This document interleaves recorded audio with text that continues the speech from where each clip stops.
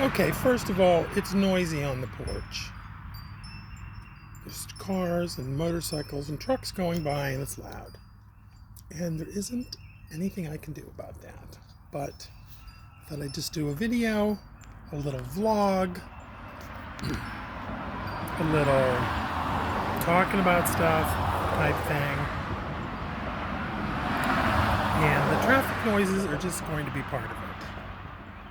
Anyway, I was just out with Jason. We went to Meadville.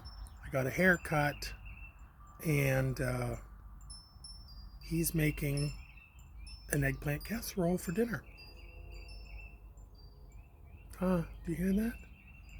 That's the sound of trains in the distance and birds singing. Okay, all for now. Bye.